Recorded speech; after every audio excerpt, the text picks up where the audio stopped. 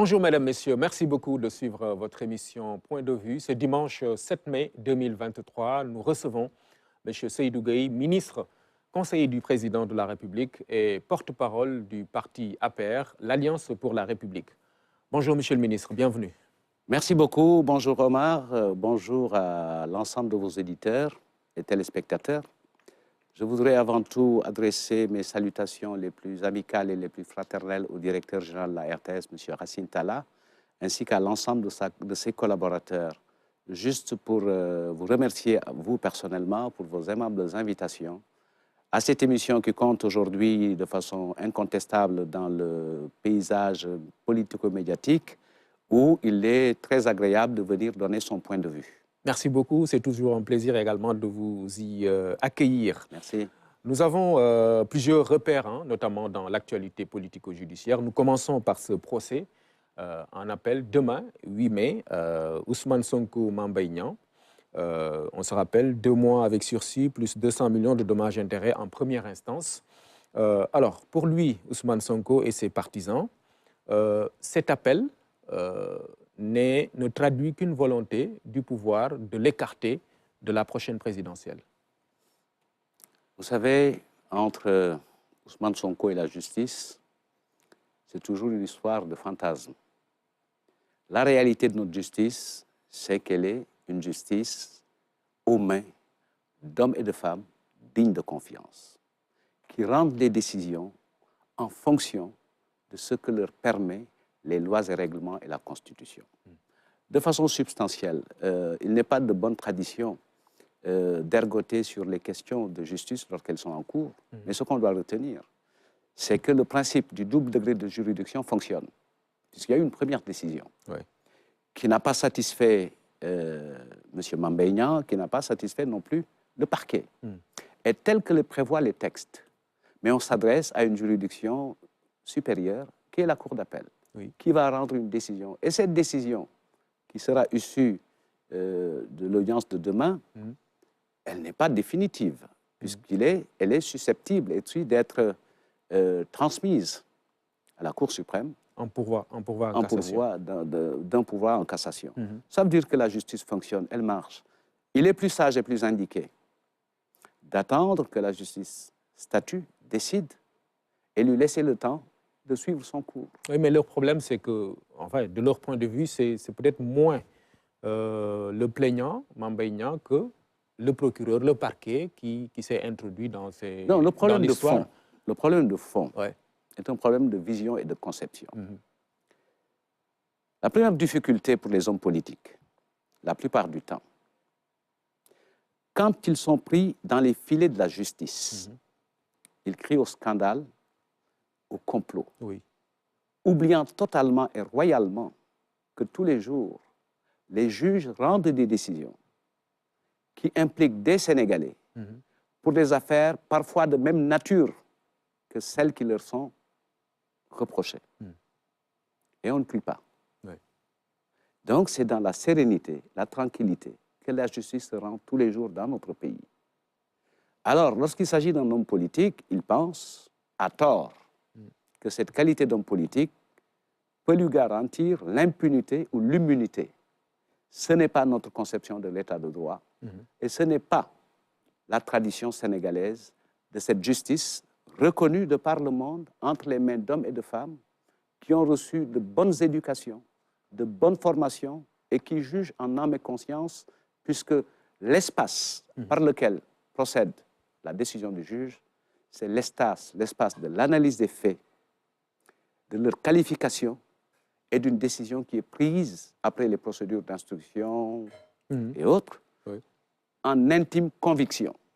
Et c'est un territoire que XY ne peut pas fréquenter, puisque c'est le territoire privé, strictement inaccessible, ce que pense une personne. D'accord. Voilà. On verra ce que l'appel va dire comme décision. Mais si on revoit dans le rétroviseur la tension qui a accompagné ce jugement en première instance et peut-être ce qui est annoncé comme autre dossier, notamment le dossier qui l'oppose à Adji Sarr le 16 mai prochain, et la conséquence que cela produit du point de vue, en tout cas, de M. Ousmane Sonko, qui, on le voit, se braque. Hein.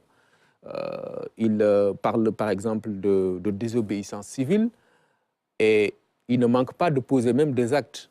Il y a ce voyage polémique en Gambie, cette annonce, voilà, disant que bon, il ne va rien payer aux plaignants, etc. Pour évacuer la petite question là, du voyage, qui est un jeu d'enfant pour essayer de narguer le pays. Ce n'est pas un acte de défiance? Non, moi, ce que j'en retiens comme lecture, c'est un post que j'ai trouvé par hasard sur Facebook et qui est assez intéressant, puisque l'interprétation que ce jeune donne à cet acte, c'est que c'est l'aveu suprême de Ousmane Sonko qui s'agenouille devant une réalisation du président Macky Sall pour louer son bilan. C'est comme ça que je le comprends. Et de ce point de vue-là, ça me semble positif. Maintenant, dans les affaires judiciaires... Vous ne doutez pas de la véracité de non, je n'ai aucun moyen pour en parler. Ni aucune autorité pour en parler, sinon commenter. Et le seul commentaire que je trouve agréable... Parce qu'il y a eu un débat sur l'authenticité même de cette... oui, voilà. Non, mais moi, je ne rentre pas dans ces détails-là. Okay. Je ne rentre pas dans ces considérations. Ce que je constate, c'est que d'abord, M. Ousmane Sonko est parti d'un projet, il atterrit à des procès. C'est ça la réalité. Sa posture par rapport au procès est une posture de fuite de responsabilité. Puisqu'en vérité, pour tout ce qui est en cause et dont on parle, il s'agit de ses propres faits et de ses propres actes ou de ses propres propos. Oui.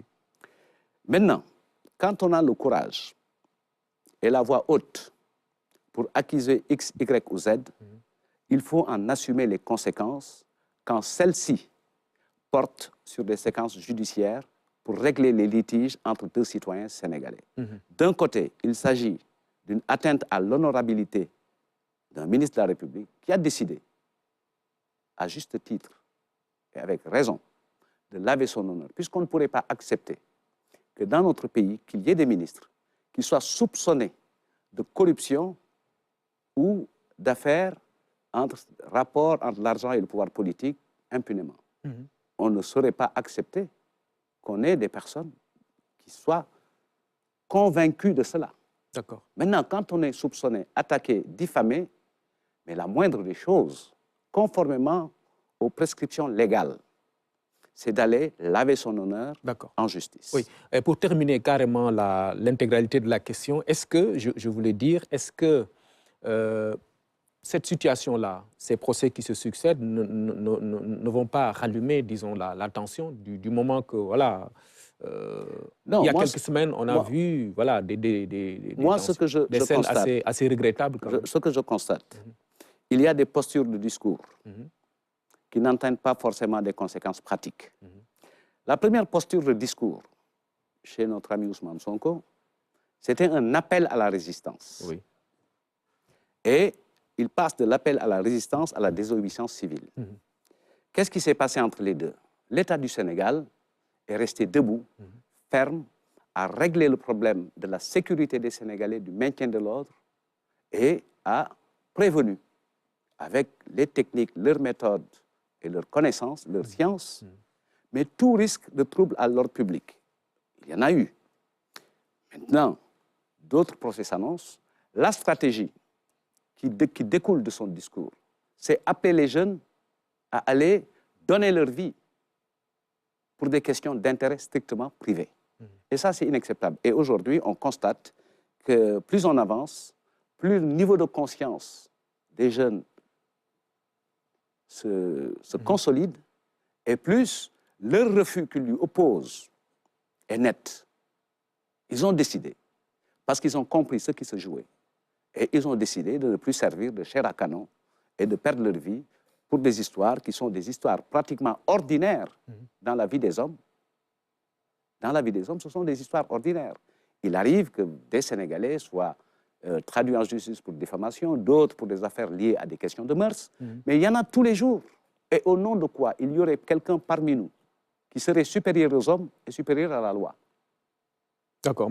Si on acceptait ça, on avouerait de façon évidente que nous ne sommes plus en démocratie ni dans un état de droit. Mais il ne manque pas d'arguments lorsqu'il parle d'appel à la résistance ou à la désobéissance civile. Je veux dire, il en donne en tout cas des arguments. En plus d'une violation de ses droits, dit-il, il liste du moins des centaines d'arrestations concernant pour la plupart des militants de son parti. Alors, ils ont une option de posture politique où ce qu'on retient le plus, c'est que toute l'argumentation et tout le discours procèdent d'une volonté de dénigrement articulée autour de contre-vérités. Ça, c'est un. Ça, c'est les mensonges. Deuxième élément d'argumentation qu'on retient dans l'univers un peu discursif de nos amis, c'est des appels répétés à l'insurrection. Troisième chose qu'on peut retenir, c'est un manque de respect et de révérence vis-à-vis des institutions de la République. Autant de faits que nous n'avons ni les moyens, ni la qualité à qualifier. C'est l'affaire du juge qui, sur la base de ce que prescrivent les textes qui organisent notre vivre ensemble, d'un point de vue légal, mais décide de qualifier d'infraction, c'est-à-dire de contravention, de délit ou de crime. Et quand une personne est suspectée ou soupçonnée, c'est-à-dire mise en examen devant le juge, sa présomption d'innocence reste intacte. Les moyens de la défense, les droits de la défense s'exercent et il n'y a pas de lettre de cachet dans notre démocratie. Lui, il parle d'une justice injuste, pour reprendre ses propos. Ça, je pense que c'est du discours. À la limite, je dirais même que c'est du français. Rien d'autre. La réalité sur la promotion des libertés. Libertés qui sont garanties par la Constitution. L'État du Sénégal a mis toutes les dispositions pour cela. Dernière décision législative, texte de loi voté à l'Assemblée, c'est le référé en matière administrative, qui est une garantie supplémentaire pour l'exercice des libertés. Dans tous les pays du monde, les libertés sont encadrées. Bien sûr. Et il essaie de nous vendre une idée qui est inacceptable, injuste et fausse, que nous utilisons, que les instruments que nous utilisons, qui sont des instruments de portée constitutionnelle, de portée légale, sont des instruments de barbarie. C'est faux. Ce qui est utilisé pour le maintien de l'ordre est consacré par la loi. L'exercice des libertés dans notre pays est encadré par la loi et les mécanismes de garantie de l'état de droit. Dans tous les pays du monde, la liberté procède de cette double démarche. Le principe de l'énoncé de la liberté, les mécanismes de sa mise en œuvre et les limitations. Dans tous les pays du monde, c'est par des moyens légaux, constitutionnels, réglementaires, qu'on donne le cadre d'exercice des libertés. Il n'y a pas, de votre point de vue, des menaces sur l'intégrité physique, par exemple, lorsqu'il parle de tentatives d'assassinat, lorsqu'il envoie des tests à l'étranger, etc. Ça, c'est une histoire qui me fait rire. Qui me fait rire. Puisque du point de vue du protocole, rien n'est objectif. Absolument rien n'est objectif. La deuxième chose, on nous parle de tentatives d'assassinat, de tentatives d'empoisonnement. Je m'attends bientôt à entendre une tentative de sorcellerie et d'autres. Non, ça c'est irrationnel. Ce qui est vrai, c'est que dans le cadre de l'exercice des libertés, sur l'année 2022, il y a eu au moins 4633 demandes d'autorisation de manifester. D'accord. Et il n'y en a eu que 136 qui ont été refusées, soit 2,98%. C'est ça, les données objectives. Ce sont ça, les données objectives. Et c'est ça, la réalité sur l'exercice et l'encadrement. Maintenant, sur le nombre assez croissant d'arrestations de militants poursuivis pour tel ou tel délit, Vous pensez que c'est courant, c'est normal Non, on a connu une période. Parce qu'eux, ils parlent de détenus carrément politiques. Hein? Non, il n'y a pas de détenus politiques dans notre pays. Il n'y a personne qui est en prison dans le cadre d'une détention préventive ou d'une condamnation définitive pour une raison politique. Le fait, par exemple, d'être militant de tel ou tel parti ne suffit pas. Ça ne suffit pas, puisque le mensonge, l'insulte, la diffusion de fausses nouvelles, des menaces, des atteintes à la vie d'une personne, ça, ce ne sont pas des catégories politiques. D'accord. Un détenu politique... Pour des délits de droit commun, quoi. Mais... Pour des délits politiques. Mais là, en l'espèce, il ne s'agit pas de ça. Il ne s'agit pas de ça. Maintenant, c'est vrai que la posture de l'opposition qui essaie de créer les conditions d'une altérité à son avantage, mais ils essaient de prospérer sur ça. Et moi, je crois qu'il nous faut sortir de ce modèle. De quel modèle devons-nous sortir? Du modèle qui est structuré autour du djambarisme. Du modèle qui est structuré autour de m'ampit, de m'attaquer. L'opposition comme le pouvoir, dans la séquence actuelle de notre démocratie, sont appelés au même champ de responsabilité. De quoi s'agit-il? D'une majorité qui gouverne autour d'un projet, et dans le cas de figure, c'est le plan Sénégal émergent avec tous les autres plans et programmes qui le consolident, que ce soit le PUMA, les bourses de sécurité familiale, qui constituent de véritables offres aux préoccupations des concitoyens et de tous les Sénégalais. Et face à ça, on a une opposition qui n'a comme seule préoccupation la question de ne fi jógee ma toog. Il n'y a pas de proposition. Et je pense que les citoyens sénégalais, au regard de leur dignité démocratique, méritent d'avoir un programme qui se met en œuvre tel que nous le voyons avec le président Macky Sall et une alternative comme proposition. Mais comme je le dis toujours, il me semble que c'est un exercice hors de portée de l'opposition puisque le plan Sénégal émergent constitue leur horizon indépassable. C'est pour ça qu'ils n'acceptent pas le débat sur le plan Sénégal émergent, ils n'acceptent pas le débat sur l'efficacité et l'impact de nos politiques publiques. C'est plutôt le débat sur le mandat présidentiel. Voilà. On y arrive. C'est en tout cas dans ce contexte que le président de la République a lancé un appel au dialogue.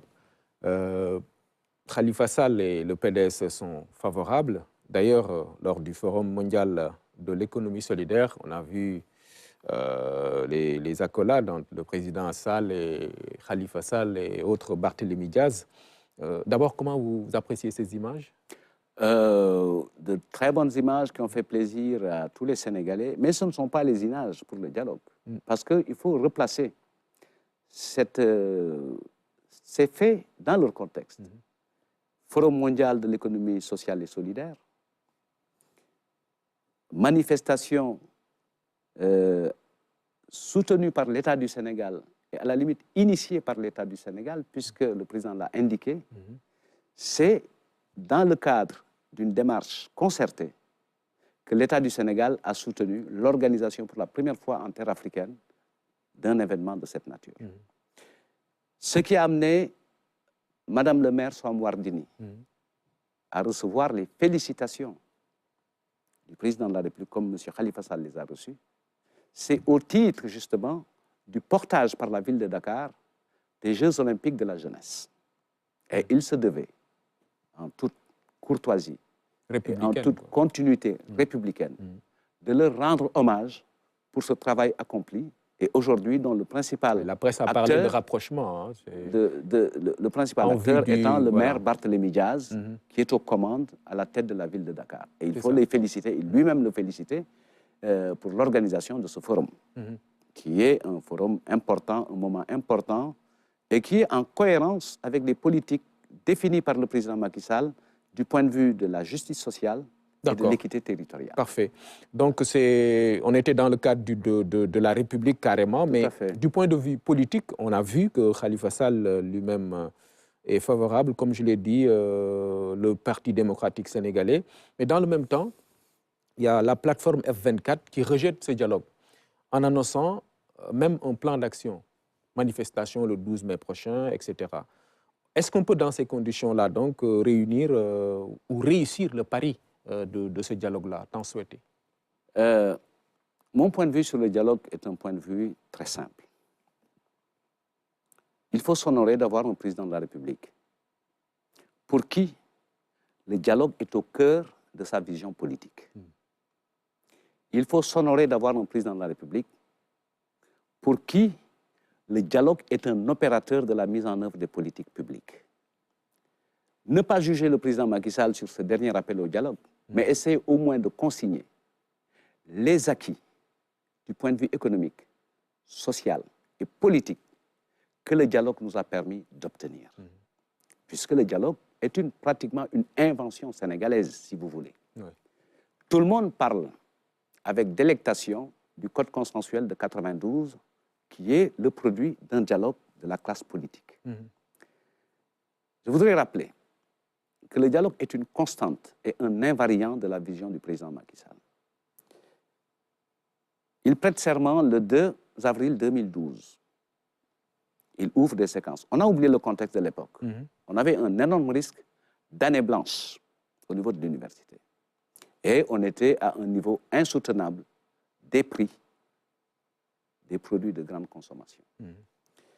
Par le dialogue, il a réussi à conjurer le risque d'année blanche en 2012. Il prête serment le 2, comme je l'ai dit, le 19.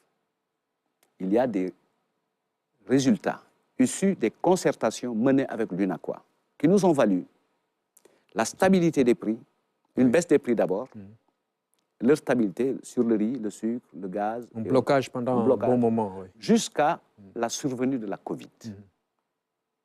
Entre-temps, il y a eu les 3 formats que le Sénégal a comme éléments de doctrine et éléments de pratique. Il y a d'abord ce qu'on appelle les concertations ou le dialogue d'un point de vue sectoriel. C'est ce qui est arrivé dans le cadre des concertations sur l'avenir de l'enseignement supérieur, dans le secteur de l'éducation nationale et dans d'autres secteurs. Et ces résultats ont permis d'affiner la mise en œuvre, la définition, l'élaboration et la mise en œuvre des politiques publiques de ces différents secteurs et qui nous ont valu la stabilité. Il y a maintenant ce qu'on appelle le cadre institutionnel du dialogue avec le Conseil, l'institution que dirige Mme Innocence Ntap, le Haut Conseil du dialogue social, qui a sa pratique, sa doctrine, ses méthodes. Et il y a l'autre dimension qui est la dimension du dialogue politique, qui est souvent convoquée pour... Et qui prend l'envergure devant les autres... Mais parce que nous sommes les plus exposés médiatiquement. Mais ce qui se passe au niveau du patronat et du ministère de l'économie et des finances, des artisans et du ministère de l'artisanat, ont donné des résultats qui ont réglé des problèmes, notamment pendant la Covid, relativement à la mise en œuvre des 1000 milliards qui étaient prévus pour le presse. Maintenant, le dialogue politique, il est le plus visible. Son intérêt aujourd'hui, c'est de consolider la démocratie et de prendre toutes les garanties pour la consolidation de notre vie ensemble. Puisque tout le monde le sait, notre monde est traversé de turbulences. D'abord, au niveau des économies mondiales, consécutivement à la Covid et à la guerre en Ukraine. Notre sous-région est tous les jours agressée par des actes violents, des actes de terrorisme. Et ici, il ne faut pas avoir le complexe de le dire, nous sommes très préoccupés des coups de boutoir que reçoit notre vivre ensemble, qui risque de se fissurer. Et il est de notre sort de trouver les moyens de palabrer, de converser, de dialoguer, pour nous retrouver autour de ce qui est essentiel et fondamental pour la préservation de nos acquis. C'est très important, mais malheureusement, si on peut le dire comme ça, tous les acteurs ne le comprennent pas ainsi. Je parlais de la plateforme F24 et d'une bonne partie, en tout cas, de l'opposition, hormis Khalifa Sall et le PDS. Et dans ce lot, on a Mme Aminata Touré, que vous connaissez bien, votre ex-camarade de parti. Elle parle de deal entre le pouvoir et le PDS. Donc, ce que je voudrais dire sur ça, chaque fois qu'un président appelle au dialogue, il y a toujours 2 catégories d'acteurs, notamment de l'espace politique. Ceux qui agissent en toute responsabilité au nom de l'intérêt supérieur de la nation et ceux qui restent préoccupés par leurs ambitions personnelles. Et souvent, cette dernière catégorie est dans une stratégie et une logique de soupçon. Vous la placez dans ce lot? Rien dans ce qui est mis en œuvre, que ce soit l'appel, que ce soit les différents formats de dialogue auxquels le président de la République a toujours invité, que ce soit les thématiques en discussion, rien n'indique qu'il s'agit d'arrangement. Il s'agit d'une volonté authentique, d'une conviction forte que pour aller dans des rationalités de pacification de notre espace public, aller vers des élections, préserver la République et consolider notre démocratie, le dialogue est un très bon opérateur. C'est ça le sens de l'appel du président. Il ne s'agit pas de jeu, il ne s'agit pas de deal. Moi, je ne sais pas comment on peut dealer sur cette question-là. Maintenant, libre à chacun de se positionner par rapport à une actualité pour avoir les faveurs d'un électorat qu'on a du mal à regrouper. Mais si, par exemple, certains donnent du crédit à ce qu'elle dit, c'est parce qu'il a été dans les hautes fonctions au niveau du pouvoir, ministre, Premier ministre, etc. Donc, mais si c'est ça, elle n'a qu'à dire que tous les dialogues auxquels le président appelait étaient des deals. Je ne le crois pas. Je ne le crois pas. Vous savez, la politique peut s'accommoder de la bonne foi. La politique peut s'accommoder de valeurs et la politique peut s'accommoder de respect de soi-même et des autres. Il y a des propos, quand on les tient, ça pourrait pousser à croire que la personne qui les tient n'a pas de respect pour elle-même. Et que dites-vous des menaces et autres insultes dont elle dit être l'objet? Ça peut arriver, puisque aujourd'hui, dans notre pays, tout le monde insulte tout le monde. Ça peut arriver. Tout court, vous pensez que c'est normal quand même? L'objet de la politique, ce n'est pas ça. Je crois que nous sommes dans une période un peu délicate de notre vie publique. Il y a des formes de populisme qui veulent conduire notre pays dans un espace irrationnel. Parce que l'outil par lequel ils veulent y arriver, c'est la haine de l'autre. D'accord. La démocratie, ce n'est pas ça. C'est la reconnaissance de l'autre avec sa singularité constitutive pour qu'ensemble, on élabore des consensus qui nous permettent tous d'aller de l'avant. Et c'est là où il faut saluer la détermination du président Macky Sall. Face à ceux qui veulent construire un espace irrationnel, lui, il reste sur la rationalité. La rationalité, c'est quoi? Je suis élu pour être au service des Sénégalais. Je suis élu pour prendre en charge leurs préoccupations. Je suis élu pour améliorer les Sénégalais, la vie des Sénégalais et leur donner du bien-être.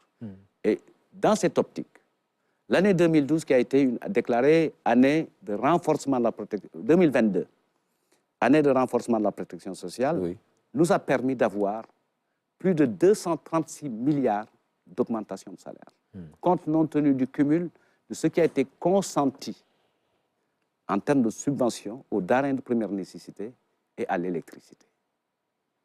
Je passe sous silence beaucoup d'autres investissements dont ont bénéficié les 543 000 familles bénéficiaires titulaires des bourses de sécurité familiale, qui a été valorisé, revalorisé, puisque le montant passe de 25 000 à 35 000, compte non tenu de toutes les gratuités en matière médicale et des réalisations au profit du bien-être des Sénégalais que constituent les hôpitaux, les voies d'accès, les 2850 km de...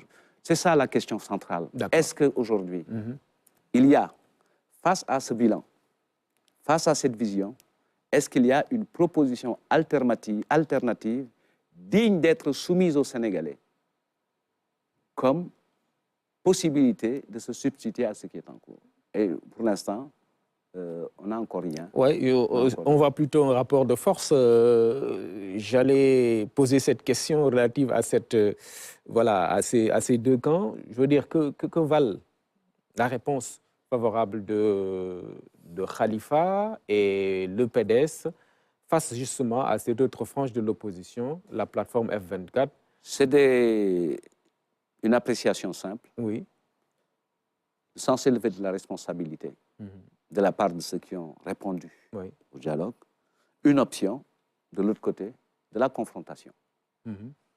Et quand on est en politique, notre souhait aujourd'hui, c'est d'avoir les membres du F24 autour des questions, puisque quand vous analysez bien ce qu'ils disent, ils ont une option.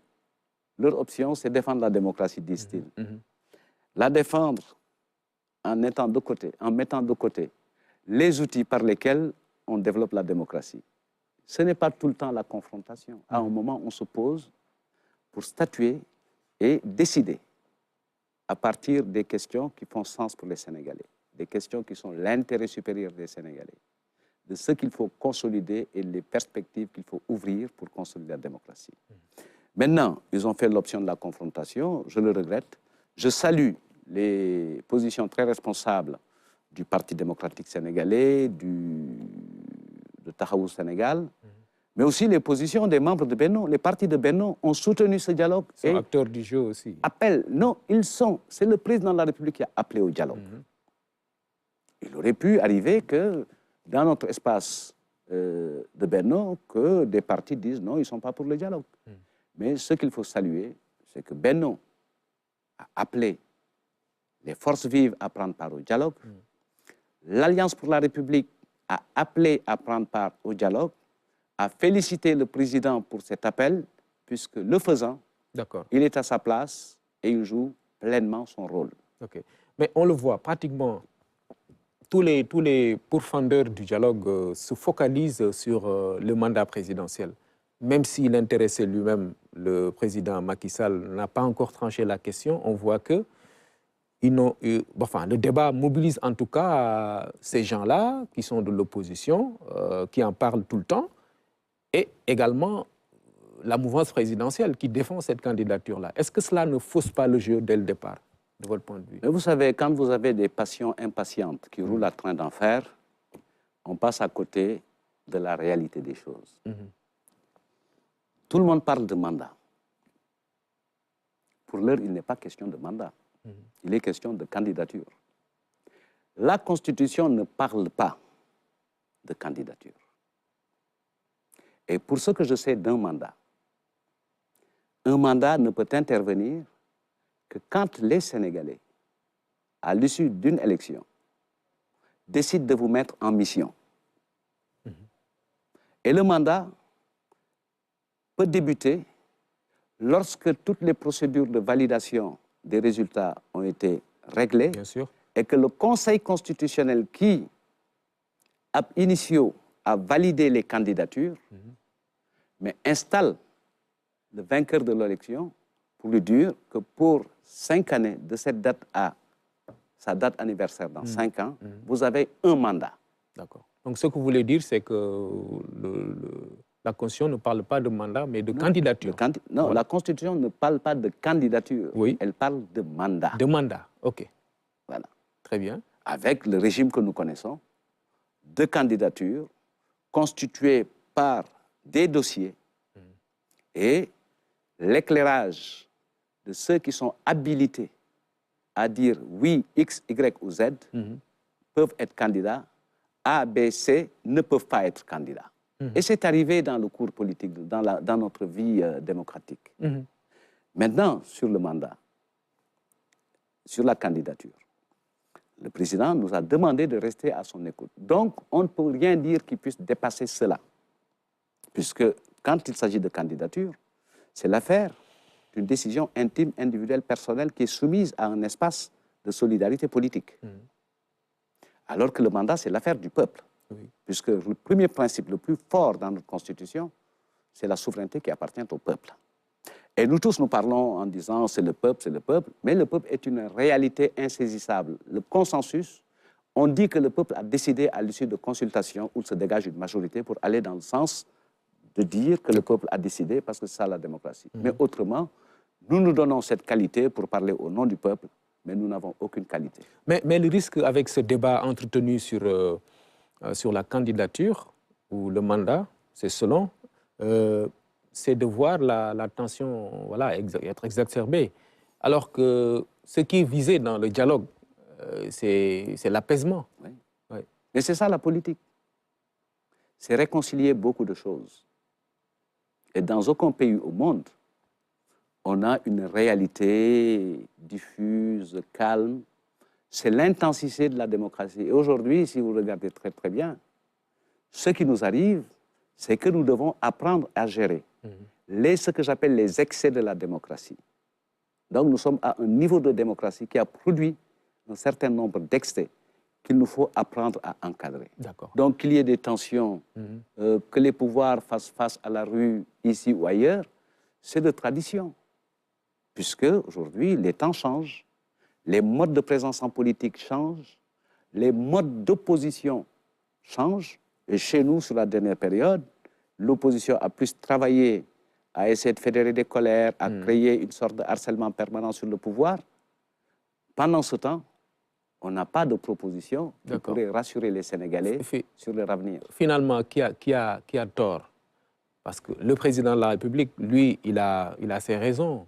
Il a une réponse à donner, il prend son temps parce que, pense-t-il, voilà, c'est le moment pour lui de travailler. On peut lui concéder ça. Mais entre une opposition qui en fait un facteur de tension et une majorité qui appuie cette candidature, voilà, je parle de ces deux niveaux. Hein. Ben, ça, c'est le schéma, schéma idéal de la démocratie. Oui. Qu'on identifie au moins deux champs de force qui portent chacun, des lignes politiques. Les nôtres, elles sont structurées autour de l'intérêt supérieur de la nation. Elles sont structurées autour de la légalité de la candidature, de sa légitimité et de son impératif pour nous. On a le droit de le penser. De l'autre côté, vous avez un champ de force qui dit qu'elle est illégale, illégitime et autres. Maintenant, quand il y a ce schéma-là d'une opposition entre deux points de vue, on redonne le pouvoir au peuple. C'est ça la démocratie. Il appartient.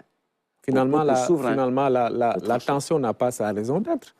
Non. Mais on veut carrément aller vers cette tension-là. Oui, bien sûr. Les Wolofs le disent. Hein.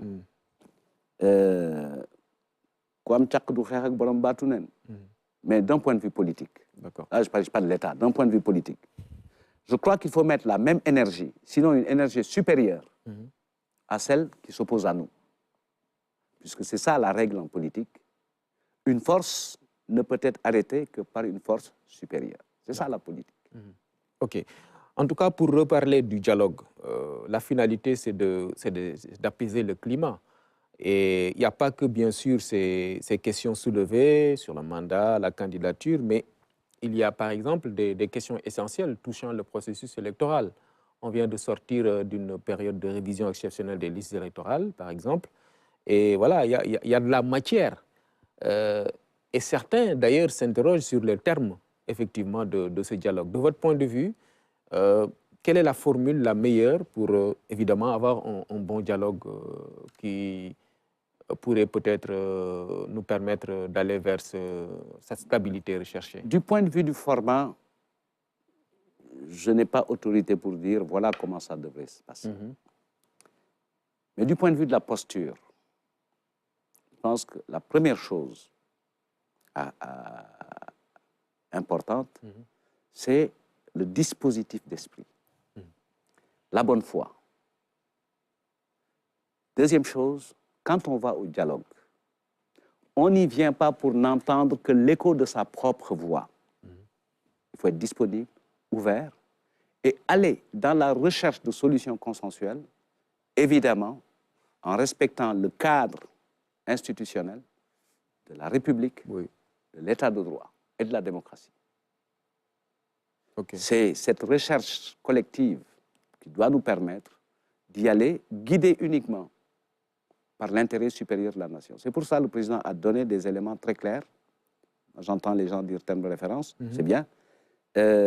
D'abord, le caractère inclusif du dialogue. La deuxième chose, les résultats attendus exclusivement dans l'intérêt des Sénégalais. C'est ça. Et là, entre les deux, les formats, les thématiques, selon ce qui est convenu. Parce qu'on a quand même une richesse méthodologique, documentaire et thématique en matière de dialogue pour n'avoir pas d'appréhension sur sa mise en œuvre pratique. Ce qui importe, c'est de se donner les moyens, même s'il y a des résistances ici ou là, de convaincre davantage ceux qui sont réticents en les invitant à sortir de la rationalité du soupçon pour venir autour de la table. Et il me semble que tout ce qui est posé comme étant un préalable potentiel a qualité et vocation à être examiné dans le cadre de l'élaboration et de la définition de l'agenda du dialogue. OK. Finalement, la sincérité dont on parle, dont certains parlent, voilà, ne souffre d'aucune, je veux dire, d'aucun doute. D'aucun doute. Chez le président Macky Sall, non. Il n'y a aucun doute là-dessus. C'est un homme de dialogue, convaincu par le dialogue, et qui pense Sénégal. D'accord. Il ne pense pas fauteuil présidentiel, il ne pense pas... Non, il pense Sénégal. Stabilité du pays, progrès social partagé, émergence consolidée au bénéfice de tous. Voilà. On n'a aucune raison de douter de cette volonté-là, même si on le répète souvent. Mais vous savez, ils sont ce qui permet d'espérer avoir de l'électorat, c'est attaquer plus fort que soi, c'est attaquer le président de la République pour se constituer en alternative.